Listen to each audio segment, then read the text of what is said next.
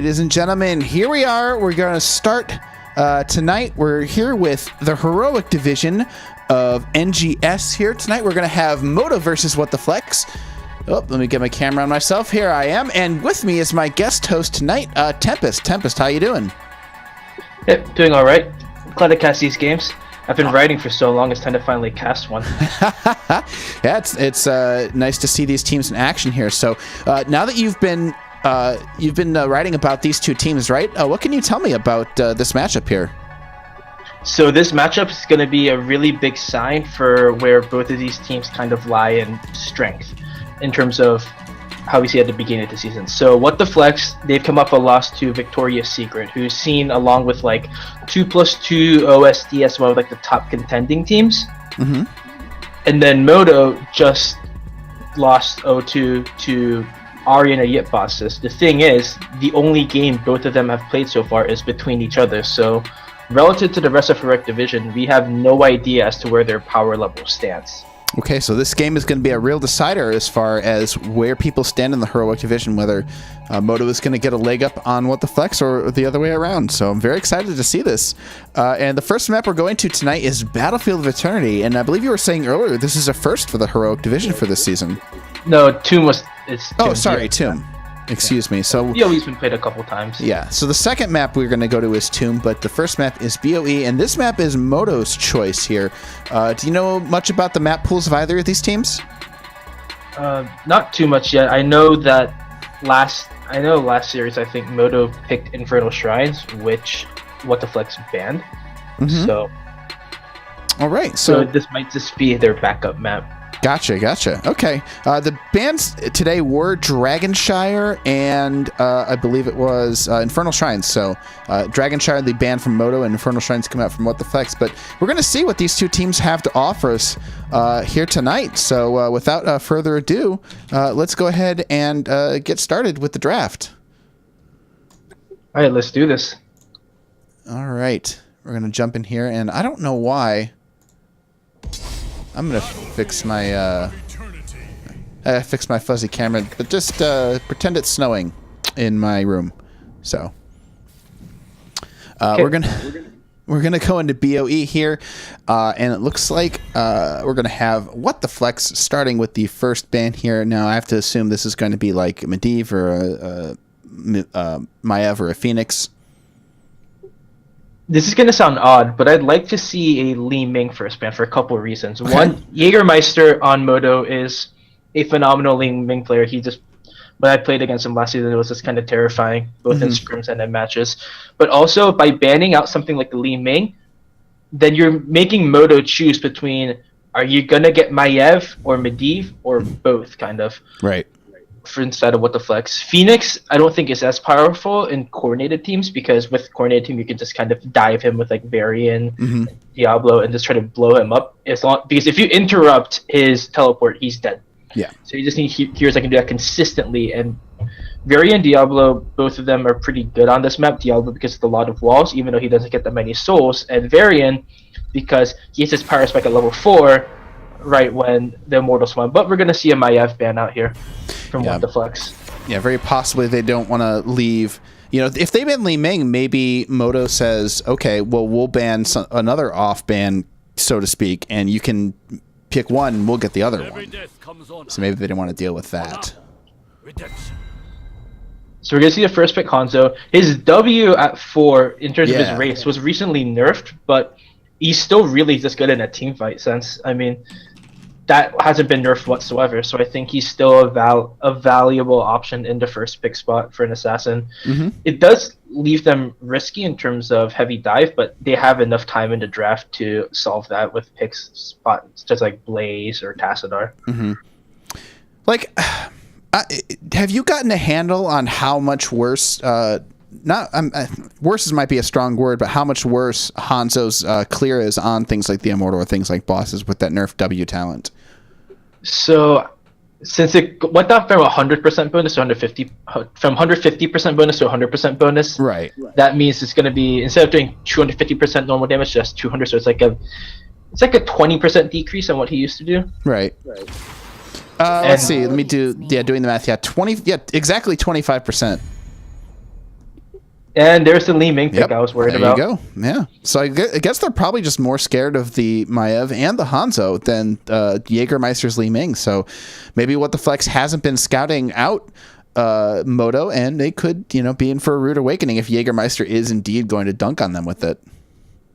Yeah, I mean, then again, that's also trying to scout macaroni and cheese instead of Modo. So it's a different team you have to scout. But so Malfurion is probably going to be a pick from What the Flex. Otherwise, Modo can just ban it, and you have to go with a less popular kind of sustain healer like a Lucio, for example. Uther's not really great in this, and this brings up the question of, is Modo just going to go for clean double resets with Li Ming Genji, or they go for something just protect the Li Ming, just let her poke and force What the Flex to take action? Alex Strauss being taken out, not going for the Malfurion after all, and deciding that Alex Strauss is a little bit stronger for them. Do you think that's going to deter them from the Genji? I don't think that's going to deter them, because with Alex Strauss, when she's in dragon form, yes, she is going to be much more powerful than a Malfurion or a Stukov could be. But the problem is, Shrine fights take a while, and as long as Modo can pick some sort of disengage from that, such as a Falstad, even though it's kind of off meta, if you pick like a Falstad, for example, and you can just, for example, at level 10, you just gust them away, and then you just wait out dragon form, because What the Flux's race is weaker than before with Hanzo. And then the moment the dragon expires, you just re-engage. True, and Stukov, if he gets a good silence on Alex Strauss, she can't cleansing flame in emergencies. She can't even dragon if he does it properly. Exactly. So it's going to be a lot of the burden of execution is going to be on Savo for Modos to see as their support player. Yeah, now Artanis being banned here, that's not something I would expect out of the heroic division. Is Artanis sort of sleeper powerful even at highest levels of play right now on BOE? So a couple of things. One, if Modo does do the disengage and kind of back off thing, Artanis helps speed up the race significantly with his amateur opponent. Oh yeah. And in terms of the 1v1 lane, I mean, he doesn't out clear, but you don't need much out clear in the solo lane on BOE. You're not doing any double soaking. Yeah, you're not holding a point. In terms of 1v1s, there's not that many solo laners that can deal with Artanis properly. Even Malthael, once the minions are dead, if Artanis is still 1v1ing Malthael loses. True. So is his team fight stronger than I think most people give it credit for? I think his team fight is weaker, but his dueling and racing is why you want to have him on your team. Gotcha. And of course if Stukov's putting down Lurking Arm, you just put in a swap. Yeah. So we're gonna see the Phoenix ban, which makes sense. Yeah. I mean, it's pretty strong right now. Both teams have their support. Greymane Blaze picked up immediately. They definitely want to... the Artanis definitely a race deny pick, I think, on their end. Maybe trying to outrace the Hanzo now with his nerf W quest. I like the Greymane a lot. It gives you the famed double reset comp that you saw a lot towards the end of last season with Greymane and Li Ming. You get a good solo laner in Blaze, and that he probably won't win the lane against if What the Flex picks such as Sonya, for example, but he's not going to lose it. And in terms of BOE, your goal in the solo, unless you're just out-skilling them, is just don't die, don't lose your walls, and don't get killed off ganks. Yeah. I can't really remember, because I often play Blaze in a solo lane, I can't really remember facing off an Artanis that often. You think Modo is actually worried about the Blaze into an Artanis, and that's another reason for the ban? It could be. I haven't played that matchup too much myself either, but it can make sense. Blaze wants to stay on the fire. If Artanis swaps him out of the fire, then Blaze is now vulnerable. Yeah, and also if he swaps Blaze behind him, he can't really E out as easily. But we're going to see the Leoric Genji pick up here immediately from them. The Leoric looking to, I think, maybe help with some percentage damage on the Blaze, and of course, his Spooky Skeleton really shuts down people like Greymane and Li Ming that have a lot of heavy burst issues. And they go for the Genji as well, which makes sense into the Li Ming, I think. Yep. It's also daring Modo to pick Garrosh, in my opinion, because with Diablo you're gonna want a Garrosh pick, because once you have a Garrosh, any Diablo charge is now terrifying for that Diablo player. Yeah.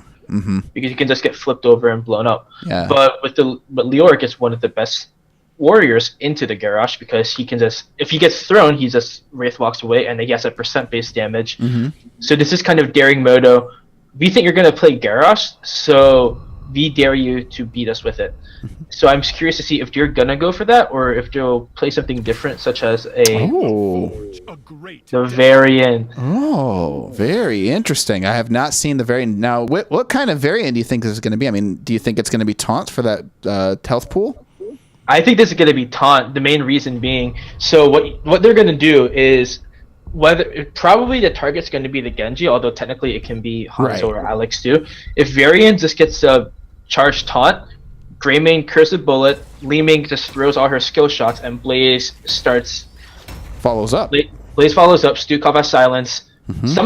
If he gets Genji dies.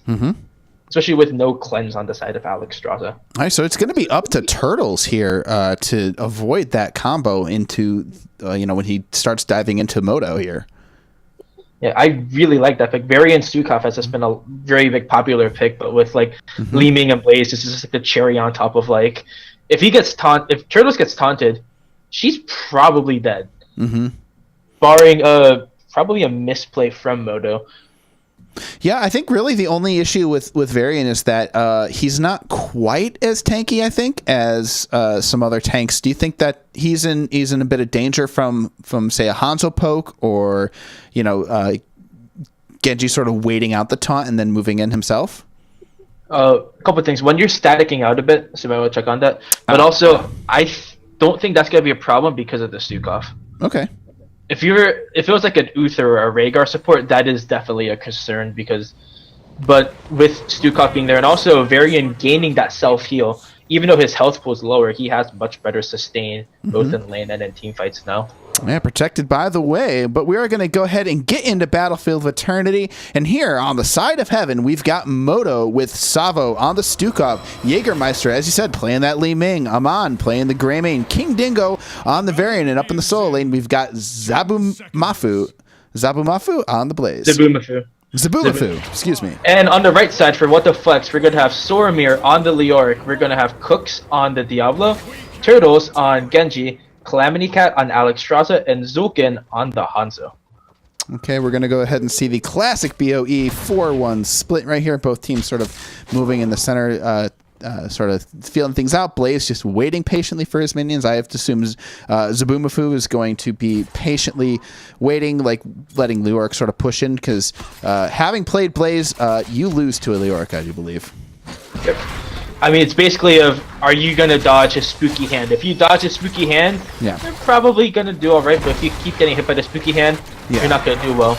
Yeah, I'm a little surprised at Alex's level 1. She took Circle of Life, but you're not going to get many globes from that, from this objective if you're just playing around it, because the only 2 globes that you're going to get are the 2 ones in the middle. Yeah, so they could be hoping to maybe win the lane down here, pick the globes out for themselves. No, like we have Greymane stepping in there. Varian's not going to have a problem stepping up here. Do you think maybe with the Varian they thought that they'd be a little stronger into pushing onto this lane? Because Varian's a little rough until he hits level 4.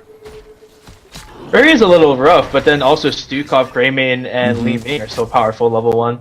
So I think that mitigates that a lot more. Because on the other side, Genji and Alex Straza aren't really that strong level 1. Oh, Zabumafu doing a really good job against Soromir up here. Soromir heading the tap. He has a less health pool than Blaze, and Blaze maybe, in fact, dodging that spooky hand. And an interesting thing about that matchup is dodging the spooky hand usually means dodging the Q, because once Leoric gets his skeletal swing onto you, it's a lot harder to dodge that hand. Yep. And so far, looking at anything else, so like right now we're 2 minutes in, and Alex Straza only has 2 globes. Yeah. So this is going to be harder and harder for Alex Straza to get enough globes to finish this quest on a map like BOE. Yeah, do you think... sorry, I have a bit of a FPS loss here. Do you think that they're maybe counting on camps to help get her those globes, or you just think that like she's aiming for the late game? I think she's aiming for the late game because, yes, there's a lot of synergy between that quest and Diablo, just because if you finish a quest, you're popping a regen globe, and that's basically a quarter to a half of Diablo's health at the time. So Zabumafu and Stormir up here. Stormir kind of trying to bait the Blaze up here while Turtles waits in the bush. Looking for a gank. Zabumafu does not go for it. Meanwhile, Greymane is waiting for this camp patiently before he takes it. The side of What the Flex starts theirs right now, and I think they're going to probably be picked up at the same time. Neither team going for either the siege camp, and they are backed all the way. Yeah. Yeah, it makes sense. So if you go for the siege camp, both sides have powerful race through the Hanzo and through the Greymane. So if you go for the siege camp, yes, you get that side push, but you also lose position. Yeah, so maybe both sides could have gotten it earlier, but at that point, it's probably better to just ignore siege camp and just focus on the objective. Yeah, Modo with their advanced race manages to win the race to halftime and keep Blaze up here top to prevent the camp from pushing too hard, which puts them in a distinct advantage. What's helping the race a lot is Li Ming's level 4 talent chart. It's not the traditional Seeker? health on reset. Oh, not Seeker's a 7, sorry. You have Charge Blast. So that her rate is even better because anyone that's hit by a missile just does bonus damage. But we're going to have Blaze going down to the Genji. Yeah, excellent job there. Zulkin finds a Blaze a little bit low on health. They're not able to get the heals right away from Stukov, not able to back out soon enough, and an amazing snap. E there, Swift Strike in from Genji. Meanwhile, we've got Hanzo, who's out of mana at this point, just trying to whittle this Immortal down, having a very rough time of things. But they're going to try and fight up here over on the side of Immortal by Modo. Jägermeister looking very low, might be able to get out, but Genji is on the trail. Can Jägermeister make it out? Jägermeister can, and the rest of Modo comes in and finishes off their Immortal. About half health Immortal pushing on here, and they're going to go ahead and collect those globes. Yeah, and that's going to be Modo winning. And that's going to be Modo winning the objective. I mean, yes, What the Flex will win the team fight, probably, once Alex pops a dragon, but how much race has happened before and after that team fight is still pretty important. Yeah, really good job from Modo setting up there very quickly onto their Immortal. If What the Flex doesn't wipe or get a really nice number of kills during team fights, it's just going to be that happening. The moment Hanzo goes back to try to race down the Immortal, Modo's just going to send Li Ming and Greymane and just clear the Immortal. Yeah, and this is another reason why Hanzo is so often picked on this map here. Able to stick out that lurking arm there. But a big stun goes on to Diablo, a follow-up from Varian on to Kooks. Kook is going to get a heal from Alexstrasza, and Modo's going to back up a little bit while this Immortal finishes off the fort. They're going to be happy with this fort, I think, unless they can find another pick on to Kooks. Kooks getting really low, the silence comes down, and Diablo falls. And that's the kind of scary thing about Modo. The moment you have to see what the fuck's backed up immediately, because once Jaeger gets a reset on Li Ming, if they don't back up, that's a team fight, and they have to be kind of lucky that Genji had her, I guess, with Turtles deflect up, because otherwise that could have easily been another reset. Yeah, some real strong synergy here between King Dingo and Jägermeister. King Dingo snap taunting, realizing the Diablo was just a millimeter out of position. They're able to convert the kill onto Diablo here. We're seeing Zabumafu trying to get this camp, so Blazes might be in trouble. Leoric has gone around to body block Blaze, the bane of all Blazes everywhere. Zabumafu is going to get out, going to get the big heal from Sava, who has trait up, and he's going to be able to back out. Meanwhile, though, Stormil that's going to be deadly Leoric. Or is it? Trying to get out, getting the spooky hand up, but there's the burst. But in response, Blaze gets burst down as well as the rest of the team rotates down here and punishes Modo. It's going to be a 1-for-1. Jägermeister is going to be next to fall. That was a really good play from Diablo to see that. And Turtles just, you got the Shimada Bear is just still chasing. Yeah, King Dingo doesn't have his protected yet for a full other level. Is not immune to those shurikens, but Sava's going to have the heal, going to get Varian, but that's going to be a 2-for-1 in favor of What the Flex. Ooh, a big taunt goes on to Diablo. Diablo looking real low. The silence comes out, and that's going to confirm the kill. Very quick thinking there by Modo, and this Diablo is going to have to respect the Varian as the match goes on. Yeah, it's that taunt to silence combo that I talked about earlier in the draft. Modo has a very strict idea of a combo. Once you have taunt and silence, you just throw everything at whoever's been targeted.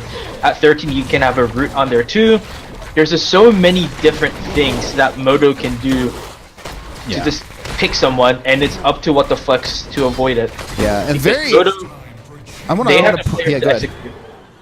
They do. Go ahead. I want to point out how key that Diablo kill was Diablo died there, and the Immortals spawn in favor of What the Flex, but they're not able to capitalize on a pre-10 fight because Diablo died. What the Flex is looking for a fight right now, but that could be really dangerous for Cooks. They're about to get 10. Yeah, they're about to get 10 here. They do get 10 right here. The snap picks comes out. Looks like everybody's got their pick already, but What the Flex sees this. They back out immediately. Alex Straza pops Dragon, and that's Dragon burned. I really wish he would have tried to just soak macro during then. I mean, if they were soaking lanes instead of trying to find a team fight right there with Diablo, they probably get the 10 at around the same time. But we're going to see the Cursive Bullet onto the Diablo. Will Lee Ming get a reset?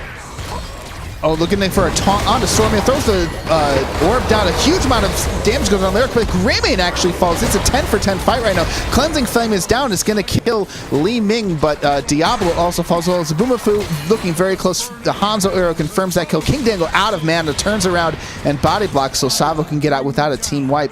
And that, I believe, is... Oh, Turtles just trying to do some damage. Maybe he might be able to turn this around, but no. No Strike available for Genji at the moment. Savo's going to survive, but it's going to be Immortal going over to Modo, but at the cost of their whole team.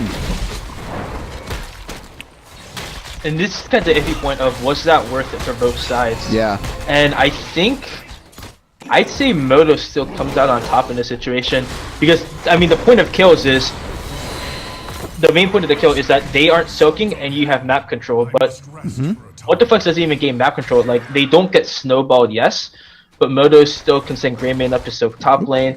But now we're gonna have What the Flex starting the bot camp. Yeah, you could even say like Modo sort of took advantage of the low death timers at this point to really get a favorable result for them.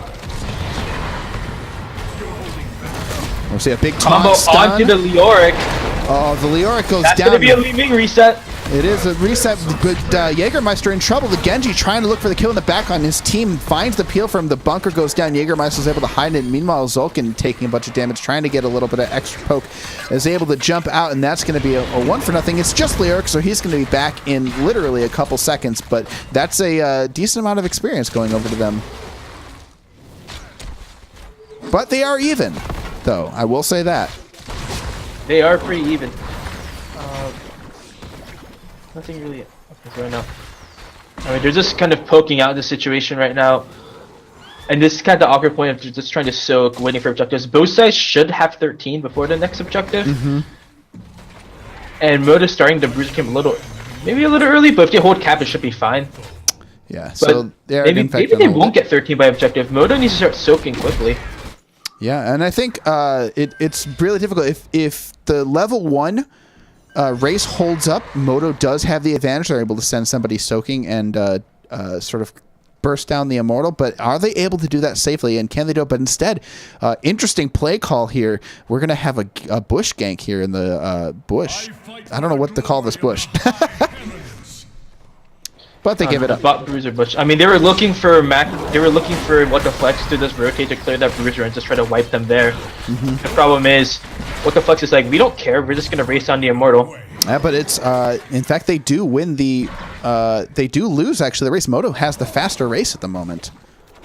The thing is that What the Flex is gonna get 13 because while the bot Bruiser is pushing onto a fort, that's gonna be slower than top camp getting the 2 towers. So yeah, that is 13 for What the Flex. Yeah, and that's gonna advantage What the Flex here because you have to team fight in order to get any Immortal stuff done. So before Modo can go in and use their superior race, they're gonna have to wait for Blaze to go and soak 13. You see Cooks just patiently waiting. They have the level 13 edge. This is the moment they want to fight. They just need to find the perfect angle to do it at.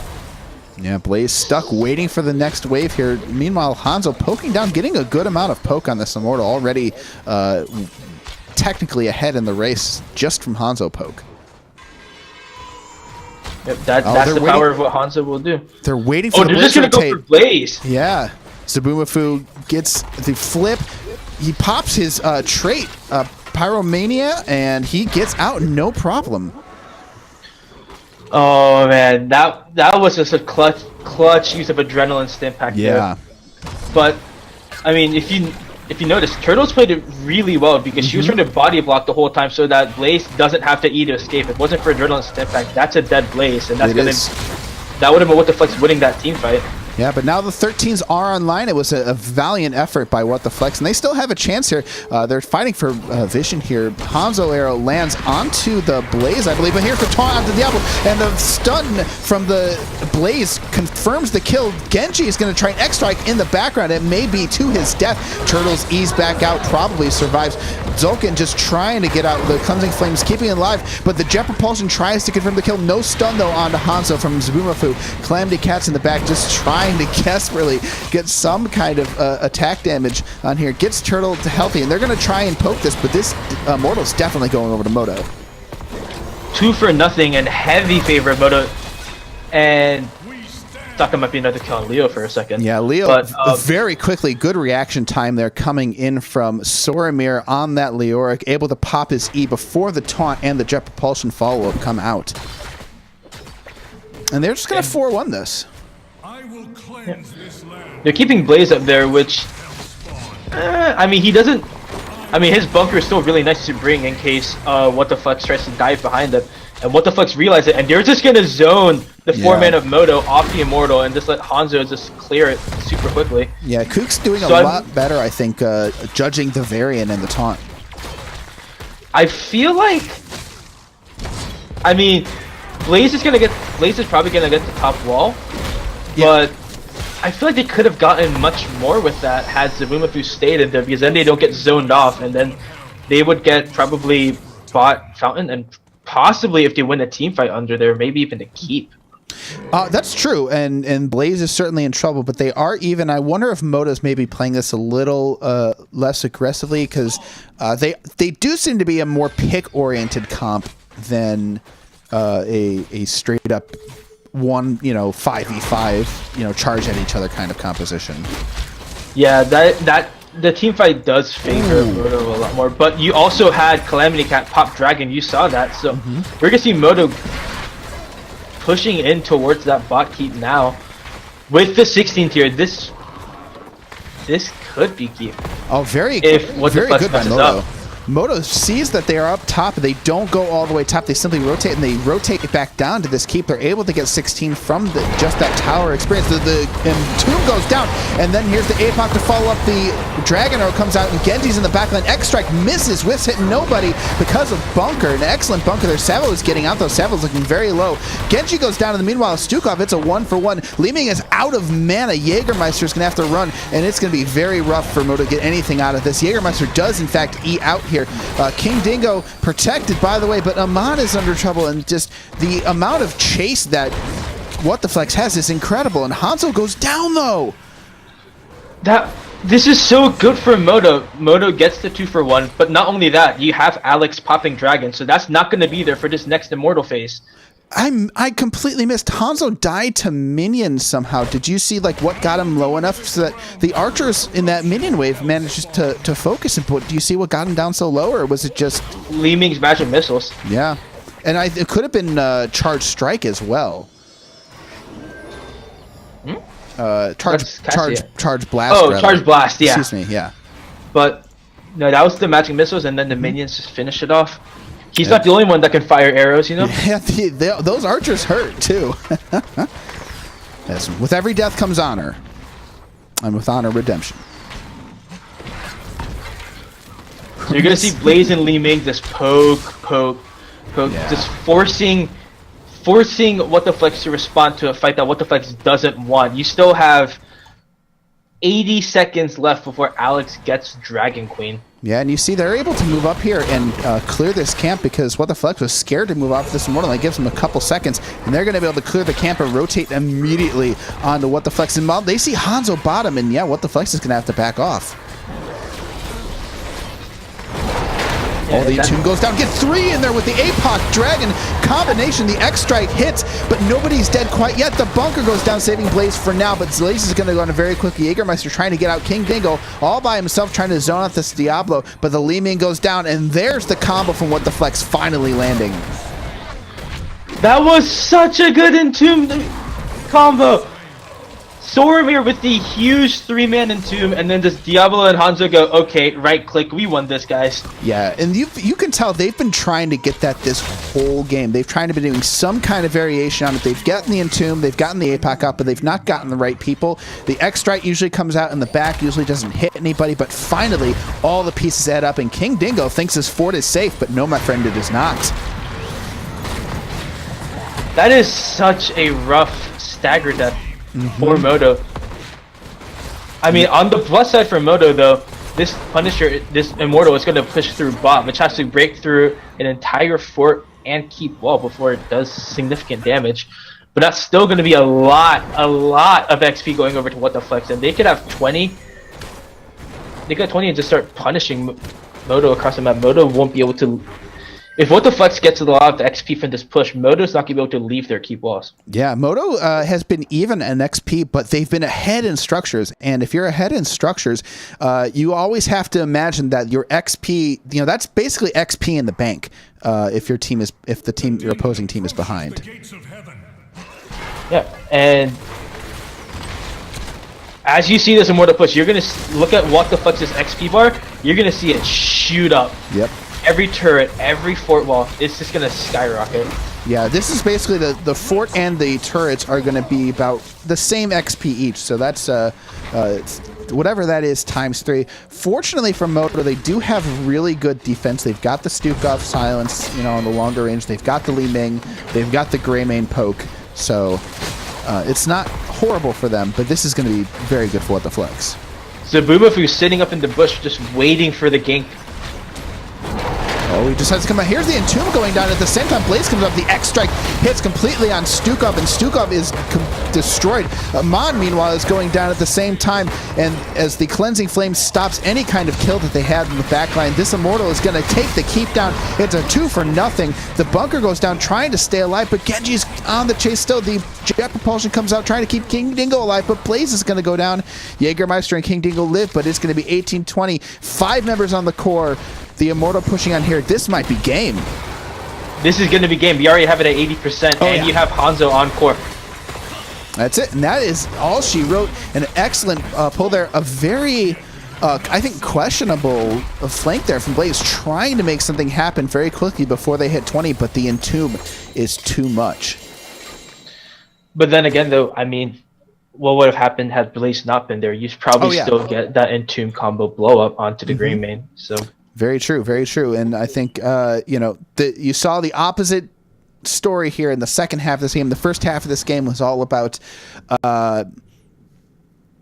Diablo being out of position. Varian comes up and taunts Diablo. It's just barely in the wrong place. And I think you saw the story, the script flip there in the second half of that game. You saw Stukov there, just prime Entomb target goes down, Stukov dies immediately. That's the ball game. Once the moment Blaze and Stukov are separated from each other, Stukov doesn't have a bodyguard anymore. He just gets bodied. That's basically what happens. But really good adjustment by What the Flex. They definitely I was worried about Genji getting deleted. Genji only died once that whole game, and just really well done from the safety perspective. Yeah. And just recognizing that they have to kill Stukov. Yeah. I mean, did you want to see Modo be a little bit more patient and maybe try and punish the Genji if he dove in too quickly? Possibly they did punish him once, although that was more the Punisher stun landed right where the X strike was ending. There was one moment where that happened during a team fight, but I mean, you have it's Hanzo poke versus Li Ming poke, so it's just gonna be back and forth poke. But when it comes to that, the advantage, I believe, should go towards Modo, because I believe in that poke war, I mean, Stukov versus Alex. If Alex didn't have the Diablo, it'd probably be on Stukov's edge. But since Diablo can just tank everything and Alex just heal up so much of his health, So Modo probably felt. I mean, if you looked at the healing numbers, Alex Strauza out-healed Stukov by almost 20k. So then Modo's probably thinking, we're not going to win this poke war because eventually because their health pools aren't going to lower, and they could just have Diablo just tank shots all day. Right. That's very true. But I think that was a little too panicked from them in terms of having to respond. They could have, I mean, yes, you're not getting anything, but you're not losing anything from that poke war either. So it's just patiently waiting and waiting for that one moment to just strike. Also, Turtle should be on Team 2, not Team 1. I don't know how that happened. But yeah, I think, I mean, are you wondering, like, you know, do they basically have to, like, just make sure not to give them a solid Entomb target? I mean, what Leoric was doing was he was basically just puppy guarding whoever was going to get taunted, because Leo knows that Leo's not the taunt target. Yeah. Because he just has Spooky Ghost and just Unstoppables away. So he was basically just bodyguarding Diablo, because what the Flux was actually doing a good job of. Yes, Diablo wasn't going crazy out of position, but he was just like standing a little forward, just kind of daring Modo to target him in their combo. Yeah. Instead of waiting for Genji to possibly be out of position, or just kind of push forward, or possibly gank from a different direction onto the Alex Straza, for example, because once you get on Alex, she has no escape other than her ult. So if you can interrupt her ult, it's like interrupting Phoenix's teleport. She dies. Yeah. Well, ultimately, What the Flex comes away with the superior team fight in that final push to win the game. But we're going to move on to the next map. That is Tomb of the Spider Queen. And this is the map pick for What the Flex. And this is the first time we're seeing Tomb of the Spider Queen this season in Heroic Division. Yeah, if I would have bet money on the last map to be played, I would have said Braxis, but nope. Yeah. Tomb, one of the most popular EU maps, just gets no love from any of these Heroic Division teams. Oh, yeah. So judging from what we saw game 1, I mean, these are two very different maps. BOE is one of the least wave clear intensive maps of the maps we have in our hero pool. Yeah.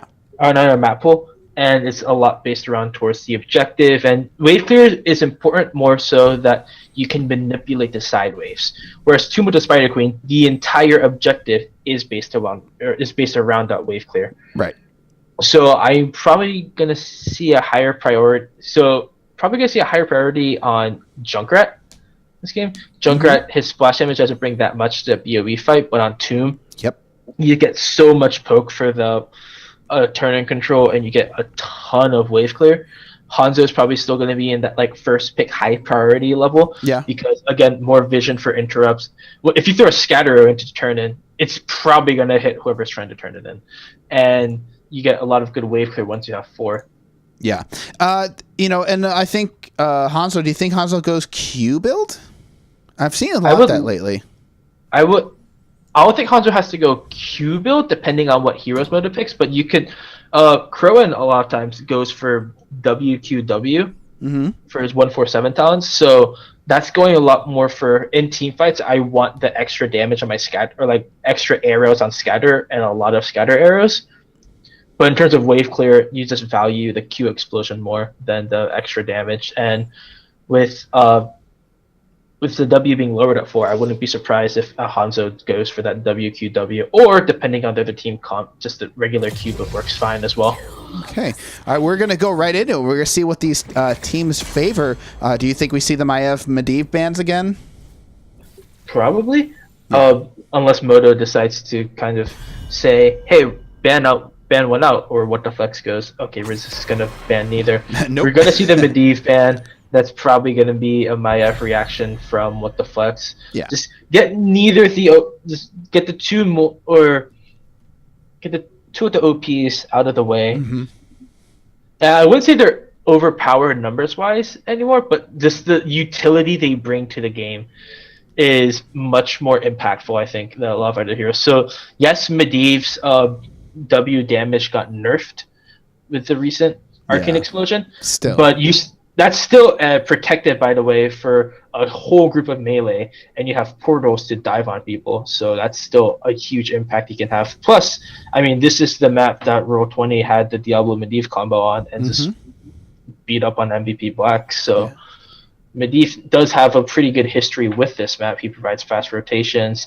If you can hit a hero in the minion wave, he actually has pretty decent wave clear. Oh yeah, oh god, yeah. If a hero's in the minion wave, like you win that lane, just period. A long time for Modo. We're gonna see the Phoenix ban. Interesting. So Modo probably gonna first pick the Maiev. Yeah, I mean Phoenix does have really strong wave clear. I do wonder if they're sort of daring them to pick Maiev, saying, "Hey, we've got a answer for you."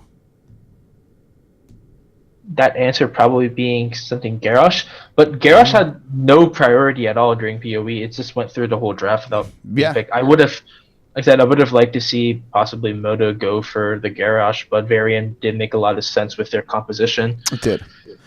I wonder. Okay. Oh, the Malfurion immediately picked up here. Very interesting. I wonder if they were thinking like, oh, we don't want to see Malf Tracer on the other side. We don't mind if they do grab the Maiev. I have seen teams, in Div A, play Maiev against Maiev. They'll play things like Ethereal, Falstad, sort of Crispy Taco, Judgment, Hinterlands combo. Crispy Taco against Maiev, but Maev's passive though. How does that work? Do they target like her support? They targeted her support, and there were a couple times that I saw the teams just wait out vault. So they would go and she'd throw down Warden's Cage, then she'd vault, and then we go, okay, now we go. Okay, that makes sense. I ran a lot of Crispy Taco last season back when Lucio was like back when it was like all the supports that were being picked for like Lucio, and it's just like, okay, we're gonna kill your Lucio. Yeah. We used two of our ults, but he's down. Good luck with that. We're gonna see the Maiev and Diablo. Oh, I love it. Oh god, I love it. Hell in a Cell. Oh yeah, I've seen this works in every single level of NGS. I've seen it work in HGC. I've seen it work in Division A. I've seen it work in Division D in NGS. Maiev Diablo is so powerful. Like, I really want to see Modo come away with an answer to this. Like, by picking Malfurion, they have to know that Maiev is a possibility, so I gotta know what their response is for this. Maybe a Garrosh with the Diablo. A lot of teams would run things like Garrosh Maiev, and the counter to that would be just go like Hanzo Junkrat, where your Garrosh isn't going to be able to get close to your assassins. Yeah. And then Maiev has to kind of dive 1v4 to bring them closer. We're going to see the Jaina and the Johanna. Johanna being really good in terms of the unstoppable, but Jaina being the really good deny, because Warden's Cage, APOC, Ring, that's a lot of wombo potential. Jaina just combos really well with Maiev, because once Maiev pulls someone, you want them to die quickly, and Jaina has some of the best burst damage in the game. Yep. And it allows Modo to probably ban out the Stukov in this phase. That's very true, and I think also grabbing Jaina yourself means that What the Flex does not have access to her, and she can be... that Ring of Frost is very scary if it comboed with Maiev and Diablo. Or, they can always just go for a good old-fashioned Water Elemental. Oh, yeah, if the game goes to 20, Winter Mute value. Yeah, I'm seeing a lot of Water Elemental in HGC. I'd like to see a Blaze ban probably from What the Flex. Yeah. They know Modo likes to play it. Zabuafu wasn't doing anything particularly wrong on it in terms of skill, but we're gonna see the Hanzo ban. I'm a little surprised. I could have seen Hanzo fitting in for What the Flex, and there's a Stukov ban, like I mentioned, for Modo. I have a feeling these next two picks is going to give us a reason why not Hanzo. It's probably going to have to be a Junkrat in there, just for the pull into the displacement. Yeah, Riptire. Junkrat, but then you don't have the good burst damage you want with the Maiev. So. Yeah, it's gonna be tough. I mean, Junkrat will definitely solve your Johanna issue. I mean, Johanna blinds very strong into any kind of auto attacker, which Junkrat really is not. Junkrat is not even going to be near Johanna most of the time, so it would be a good pickup here. But I do wonder what their thought is, especially with if they want to grab the Blaze themselves. That could be it. What if we see a Zeratul, but we're going to see Junkrat and Alex again? And I'm starting to think Alex is a comfort pick for What the Flex. Yeah. I mean, they didn't finish the quest on the BOE game, but Calamity Cat still had a lot of impact on the Alex. Even when she wasn't in dragon form, she had some really good W's that enabled Diablo to just have a nice burst of healing mid fight. But for these last two picks, I mean, so what the flex is left just solo lane open. Yep. And so then Modo has one of two options. He can either go Sonya and just win the lane hard, but that also leaves you open to Maiev and Junkrat ganks and displacements, which Sonya doesn't have great escape from. The other option I think would be Leoric, just because you have the escape from all that with the Unstoppable, and he is really good against the Diablo in terms of Spooky Hand. Is also just a Spooky Hand is good against the Garrosh, is also good against the Diablo. And for this last pick from Modo, probably going to see a Greymane again for that extra Kerrigan. Yeah. That's sexy.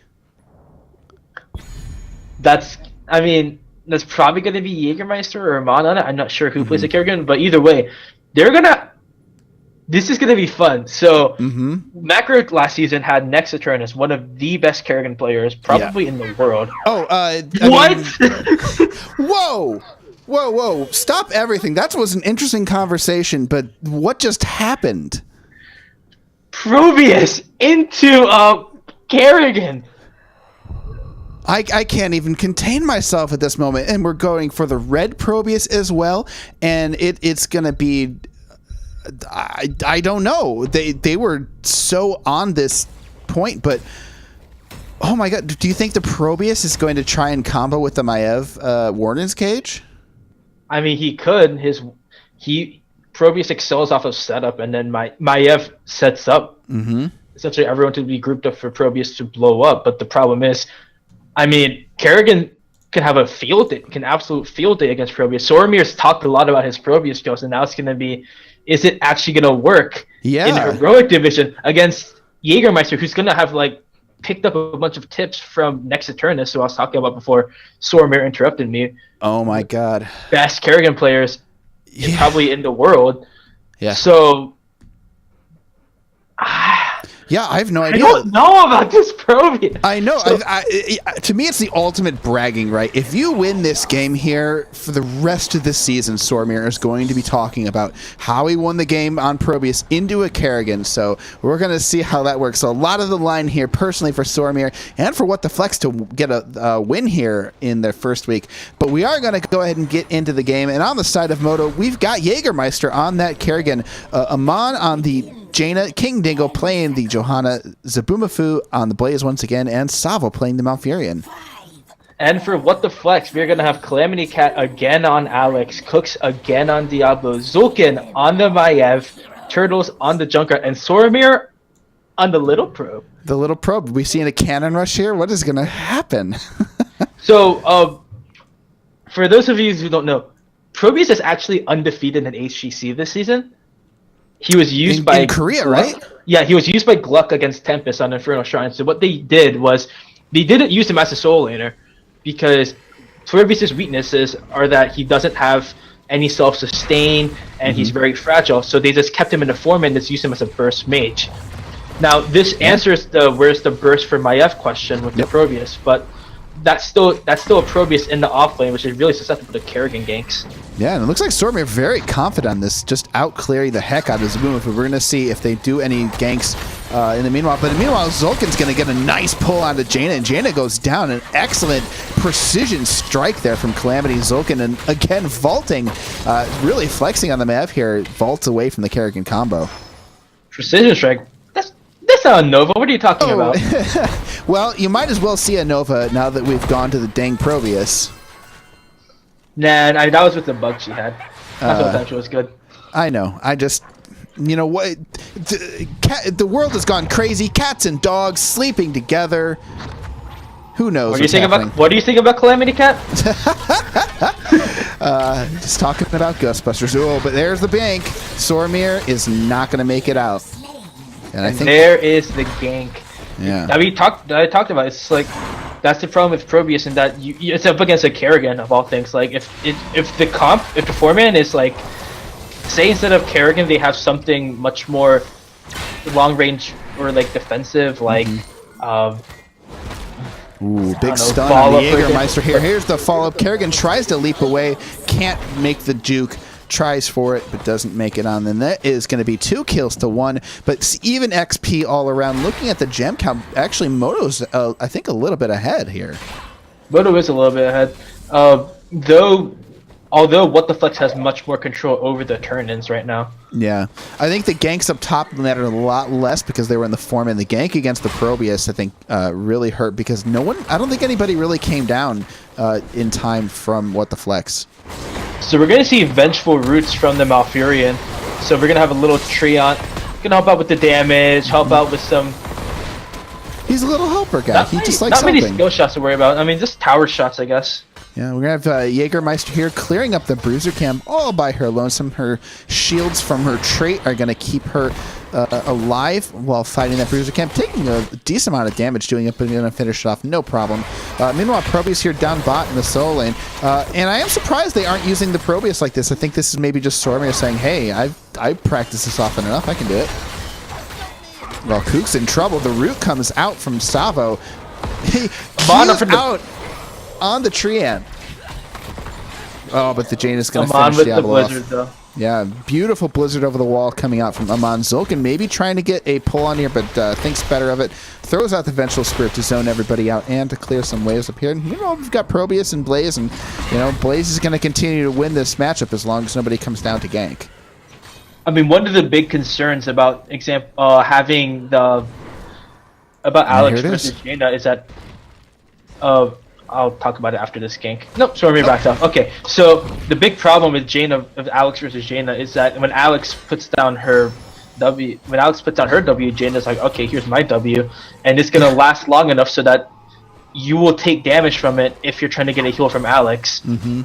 It's not like a Kael'thas who has to kind of time it well, and if he mistimes it, then you don't take damage. But with Jaina's Blizzard, you're probably going to take damage. It's this really powerful zoning tool from that. Yeah, it forces... Oh, big pull on Jägermeister. Jägermeister walks it through, does not get pulled by Zulkin. Excellent play there by Jägermeister.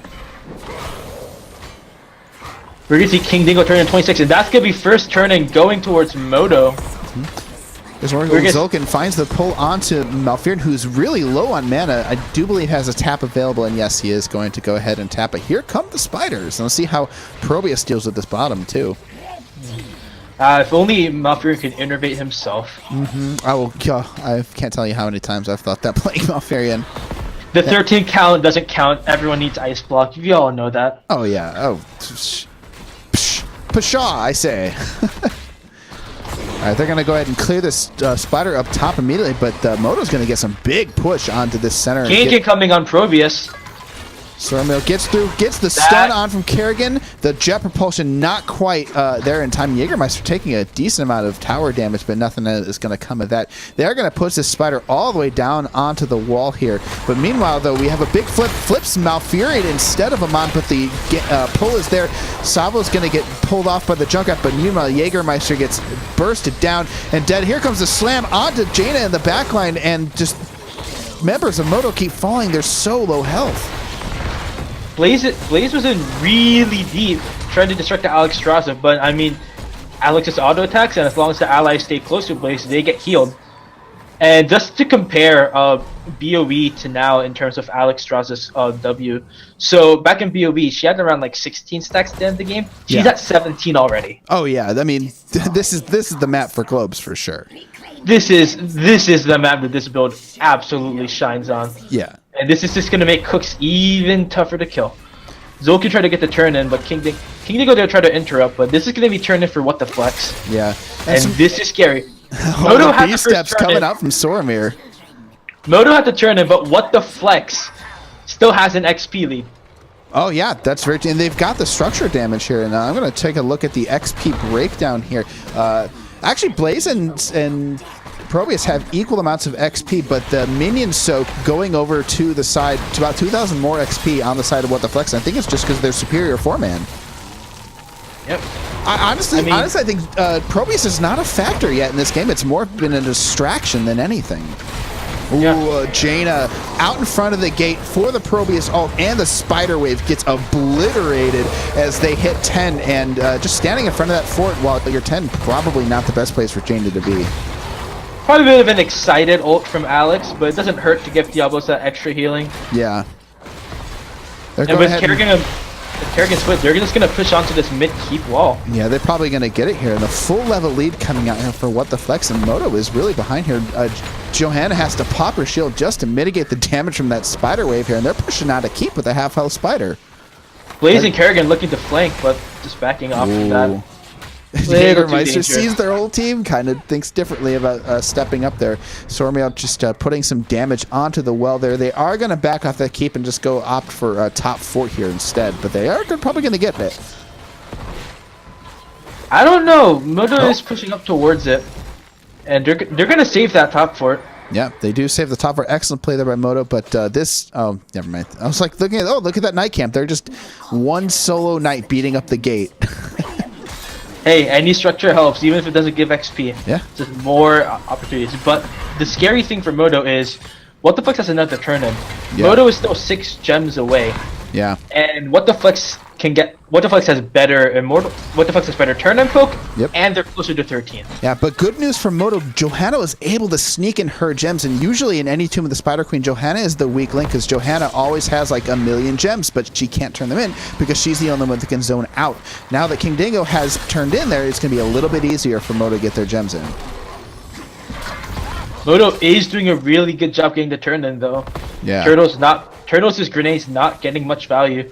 But Turtle's gonna get the turn in on top side unless they find a way to interrupt this. Zolkin blinks in, looks for the pull out of Savo, and Amon. Savo takes a bunch of damage, but meanwhile up top there, Probius goes for the ult.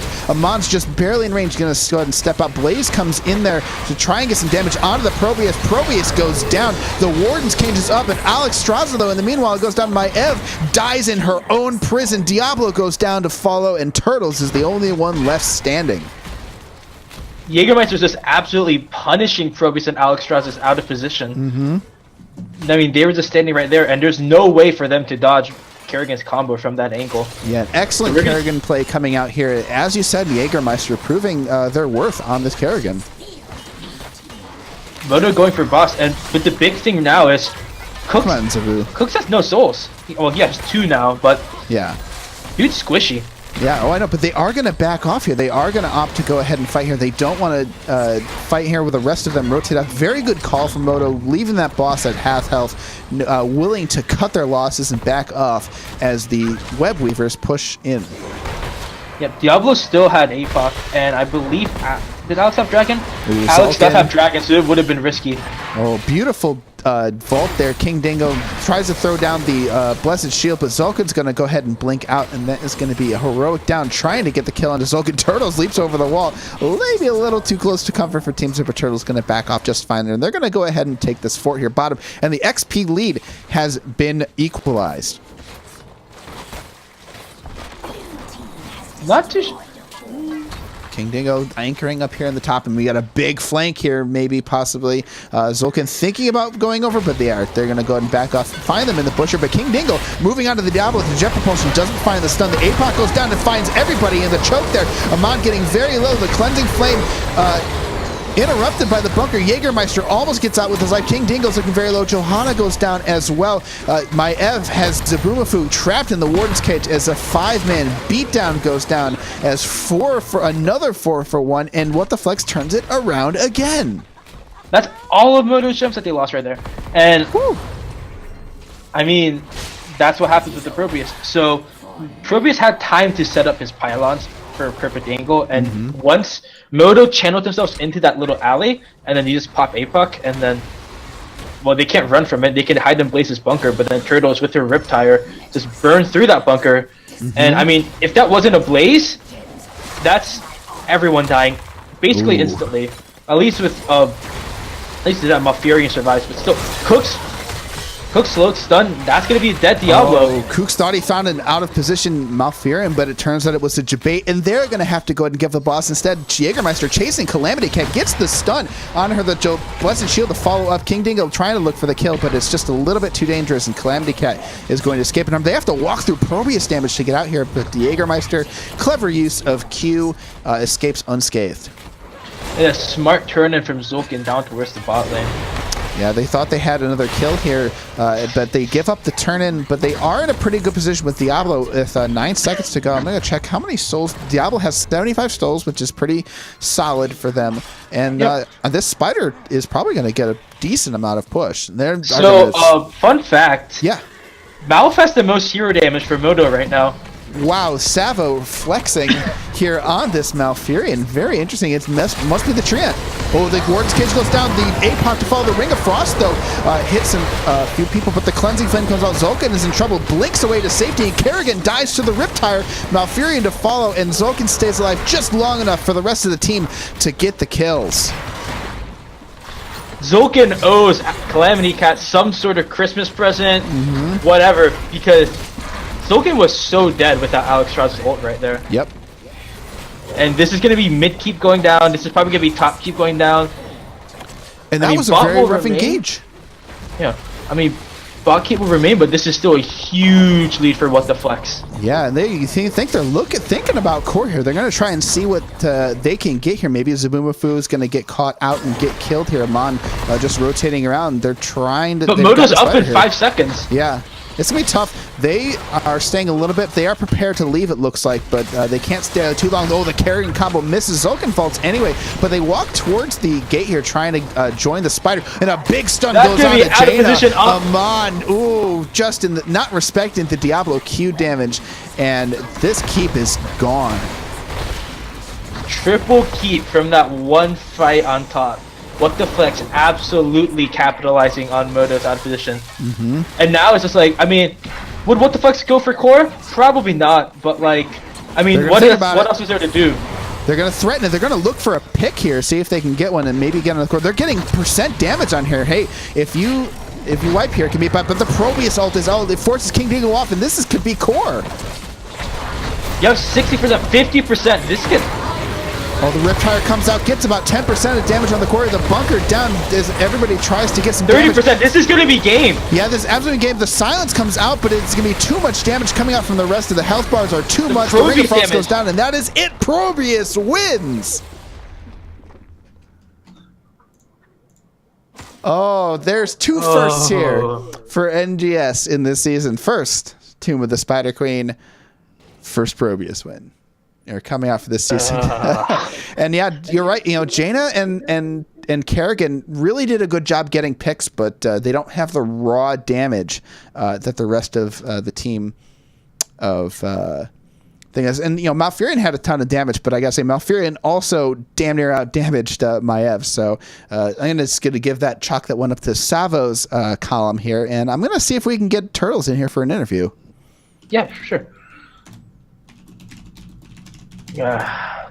I know. Why'd you do this? Why? Soromir is going to be enshrined forever in NGS history. You took my joke seriously. When I introduced myself to the writers, or when I introduced myself to Road Div, I was like, hey, pick Probius, please. Thanks.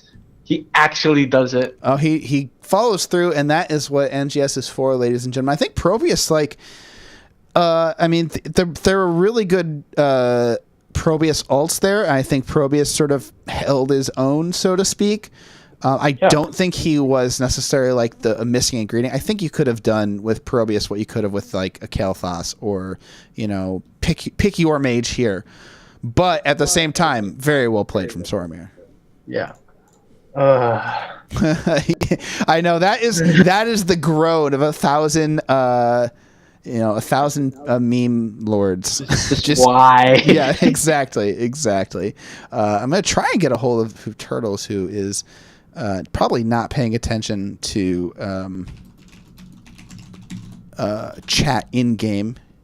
With good reason. Yeah, it was fair. I mean, I'm sure you have to be like, you know, crying, probably. Cry laughing is my suspicion for Turtles at the moment. We are in contact with Turtles. I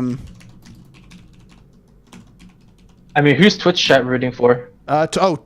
Twitch chat, I believe. I don't know that they were rooting for anybody here, but we got some Pog champs for sure in the chat. We're going to move to lobby 2 here, and joining us right now we have Turtles. I'm going to go ahead and Tempest is not here. Tempest is in the lobby. Turtles. Here I am. You owe us an explanation. About what? Let me see. Maybe it was the Maiev execution. Maybe it was some excellent rip. No, the Probius. What about it? We like. What do you mean? I the right pick there. Come on now, Ghost Dunk. If you're gonna meme at us, I think you owe us a little bit of sort of insight into the team. Where does Probius fit into that composition? What's the thought behind the draft there? Well, so right there, when it comes to Soromir, Soromir's our main drafter. Okay. And so good, you can blame him. Go ahead. So his highest, like his favorite hero is Probius. He plays it literally every single time that we ever practice and all that stuff. Mm-hmm.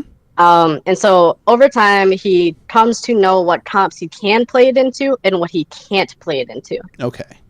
Right there, he could play into it while also comboing really hard with the Maiev and the Diablo and just being able to do whatever he really pleased, considering Kerrigan couldn't get on top of him. And yeah, I was going to say a lot of people in chat were saying Probius into Kerrigan. Tempest was like, Probius into Kerrigan, are you sure? And by golly, he was. 100%. I mean, when Sora asked if we were going to kick him off the team if he picked Probius, and the moment I said, Sora, you can do what you want, that was when the insta-lock happened. That's fair. You've got the job security. You can go ahead and go in for it. I do want to talk though a little bit off the Probius because while I do think Probius was executed very well and played very well, I think memes aside, I think the strength relied in your 4-man and some excellent Maiev play coming out there from Zulkin on there and some excellent rip tires from you. Were you guys looking to sort of control the early game with the Maiev? Well, so basically what we kind of look at with that comp is to completely control everything possible. And with that comp, you have so much disposition and all that stuff where you can do that. There was a lot of times where I would throw at a W, like the one time it caught the Jaina, or there's times where we'd combo off of each other and we could just push them across the lane with it. And so having that type of pressure on them just allows us to get a lot more free, just kind of turn-ins, free catches, that type of stuff. Okay. Is Alex Straza, do you guys just value her really highly, or is that more of a comfort pick or Calamity Cat, or a little of both? So right there, we were going to go with the Stukov, and then they banned it. Nope. However, when it came down to it, the Alex Straza, what we kind of brought it down to was Cage with Cleansing Flame. That's great. Alex Straza with any dive comp is fantastic with cleansing. Okay. Same thing happened with the first game in the sense of we were able to dive so hard because we had heals. And heals, you don't have to protect the heals when there's nothing to protect, you know? That's fair. And actually, I'm going to go ahead and ask you about that first game. You drafted Hanzo into that composition. How do you feel about Hanzo's clear on Immortal after his W nerf? So the W nerf definitely hurts. He can no longer 1v5 race. It happens, so no. But when it came down to it, he was able to do damage to it in the end. He was able to get a lot more pressure in terms of camp clear as well. Just a lot more area clear whilst we were trying to dive. Okay. And as well with that arrow, it helped secure so many things with the Entomb, with the Genji stuff. It just allowed for less bunkers. It allowed for less Duta volts. There's just so much that went into the Hanzo pick that just kind of screamed damage. Yeah, I mean, is the Entomb APOC Arrow X Strike something you guys have practiced? Because, man, that worked like a dream. So you just sort of fell into that combo. Yes. It's very powerful, and you guys executed it. You finally pulled it off there, and you started to pull it off consistently towards the end. And I feels like that's what you guys are hoping on. Is that what comms were like? Where you think was sort of like I'm looking for an entomb? For sure. So at the very beginning of the game, the first thing I said going into it is survive until 16, because that's when Leo. That's when Leo gets his super combos. That's when Genji starts doing a crap ton of damage. Mm-hmm. That's when Hanzo gets more damage. That's just when Diablo gets more damage. It's just when everyone has the really big just burst at 16. Gotcha. And once we started hitting 16, the moment we said we hit 16, we were all like, all right, now let's go win. And from there, we just kind of continuously kind of wrecking balled in the sense of always just going forward. Just always going forward in that sense. The moment the Entomb went out is the moment everyone dove in, and everything just kind of fell into place from there. Gotcha. Very cool. Tempest, you got a question about either of these games? Yeah. So about the first game, during the early part of it, Cooks was getting bodied a little on Diablo. For sure. Yeah. So when did that? But then, like, who said what to just kind of like click to him that okay, like adjust your positioning, because he played a lot smarter after that. And whenever he stepped a little forward, it was less of him being out of position and more towards daring Varian to charge into him. It was in the sense of when you kind of realized once we started getting Leo more so into the bigger fights in terms of 10, if they don't taunt me on Genji, I can do what I please, and if they taunt the Diablo or the Yorick, then it's kind of oh well. Yeah, I mean, Stukov was not a fan of you. That poor Stukov had no one to protect him against your Genji. Well, so that's one of the things that we kind of started to realize. It's either we killed the backline instantly with the Entomb, or we tried to get the taints away from their team. And the moment we did that, we had Diablo and I to just kind of go in. There you go. Very nice. Also, did you? So like both. So the first game, I was like, "Hey, ban Jaeger is like Li Ming." Did you know that could have been a factor of that game because they did pick it really early in draft? In terms of the first game. Yeah. Not really. The big thing we were kind of looking for. I haven't really watched too much of Jaeger's Li Ming, I suppose. So not much of like a ban in that sense. We were more so trying to bait them into a Phoenix to get easier resets, but they just didn't take it. Yeah, I just remember last season getting bodied by his Li Ming and like scrimmage stuff. So it's just like ban him. It's like ban Li Ming. It's just like it's his best hero on her best map. But I mean, hey, it worked out even with him on Li Ming. So no, for sure. Very impressive. Yeah. So for game 2, gonna avoid the Probius question. So I was curious about the Hanzo ban because I was kind of thinking you might go for the Hanzo instead. So, and for sure. So the Hanzo ban there, when we kind of thought about it, it was either a Hanzo or it was like a Genji or something like that. Just something that either pokes or dives through. We weren't thinking about going into a Hanzo, and it was more so of the fact that there's a couple of like gank potentials with him, poke potentials, and it really it's hard to get Hanzo down unless you do it really, really well in that sense. If you don't chain CC stuff down, then he'll be gone. Makes sense. Also, moment of silence for my boy Garrosh. So the second game we were thinking it was either Diablo or Garrosh, and we just let Kooks pick, and he picked Diablo. Yeah, so. I mean, I was surprised that Modo went for Varian instead of the Garrosh for that last pick on game 1, honestly. I was kind of thinking like your Leoric pick was kind of like baiting the Garrosh, but I didn't know if Modo was going to take it or just go with something else. So, I mean... That's probably why they didn't end up going it, was because of the Leo, because that's a lot of damage on a Garrosh with no HP. Yeah, you're just kind of challenging him with that. But hey, really nice games. Congrats on the 2-0. Mm-hmm. Yeah. Do you got any shout outs for Twitch?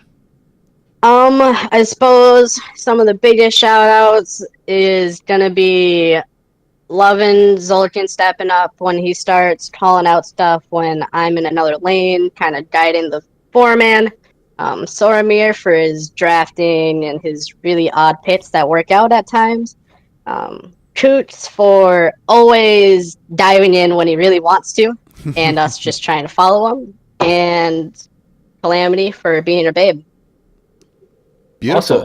Also any messages for Arya and Yip assist or your next match on Tuesday? Oh man, I don't know.